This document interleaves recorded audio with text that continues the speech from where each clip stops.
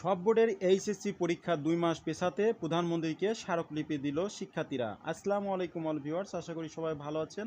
আবার একটি breaking news নিয়ে চলে আসলাম। বন্যার পরিস্থিতি অবনতি হয় সিলেট বিভাগের এইচএসসি ও সমান পরীক্ষা আগামী ৮ জুলাই পর্যন্ত স্থগিত করা হয়েছে।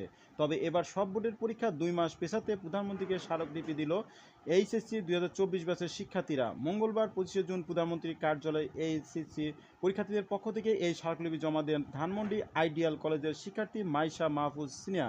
এই সময় বিভিন্ন কলেজের শিক্ষার্থীরাও উপস্থিত ছিল।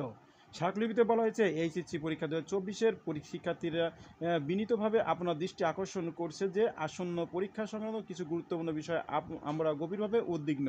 এই পত্রের মাধ্যমে আপনার আমাদের দাবি সপক্ষে কিছু যুক্তি উপস্থাপন করছি আপনার সদয় বিবেচনা করার জন্য। এতে আরও বলা হয়েছে, ভারী বৃষ্টিপাত, পাহাড়ি ঢলে সিলেট, সুনামগঞ্জ, মৌলভীবাজার বিস্তীর্ণ এলাকা প্লাবিত হয়ে পানিবন্দী হয়ে পড়েছে ১৫ লাখের বেশি মানুষ। এর মধ্যে ৩০,০০০-এর বেশি আশ্রয় কেন্দ্র ঠাঁই নিয়েছে। এবারের বন্যায় সিলেট নগরের ২৩টি ওয়ার্ড সহ ১৩টি উপজেলায় বৃহস্পতিবার ২০ জুন সকাল ৯টা পর্যন্ত ৯,৫৭,৮৪৮ জন বন্যায় আক্রান্ত হয়েছে। এদিকে দ্বিতীয় দফায় সিলেটের ৪৮৯টি বিদ্যালয় বন্যা কবলিত হয়েছে। এর মধ্যে ২২৬টি বিদ্যালয় বন্যার্থীদের জন্য আশ্রয়কেন্দ্র খোলা হয়েছে। এছাড়া সুনামগঞ্জ জেলায় বন্যা কবলিত হয়েছে ২৫৯টি বিদ্যালয়। এর মধ্যে আশ্রয়কেন্দ্র হিসেবে ব্যবহৃত হচ্ছে ১৪৮টি বিদ্যালয়।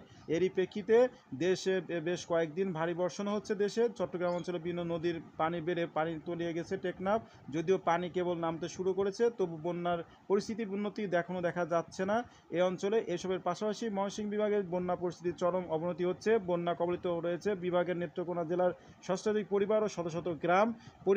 পরীক্ষার্থীরা এই জন্য বলেন, ছাত্রছাত্রীদের এইচএসসি শেষ করেই ভর্তি যুদ্ধে নামতে হয়, যার কারণে সারা জীবনের স্বপ্ন অল্প কিছুদিনের প্রস্তুতির উপর নির্ভর করে। গত বছর চট্টগ্রামের বোর্ডের পরীক্ষার্থীরা ১০ দিন প্রস্তুতি নিয়ে অংশগ্রহণ করেছিল।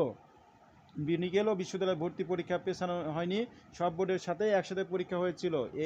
এই সমস্ত অভিযোগ তুলে ধরে শিক্ষার্থীরা বলেন যে ২ মাস যেন এইচএসসি পরীক্ষা অথবা বন্যার দুর্ভোগ শেষ হওয়া পর্যন্ত যেন এইচএসসি পরীক্ষা পিছানো হয়, তারই দাবি করেছে। তো এই বিষয়ে আপনাদের মূল্যবান মতামত কমেন্টে জানাতে ভুলবেন না। আপনারা কি চান এইচএসসি পরীক্ষা ২ মাস পেছাক? তো অবশ্যই কমেন্টে জানাতে ভুলবেন না। সবাই ভালো থাকুন, আল্লাহ হাফেজ।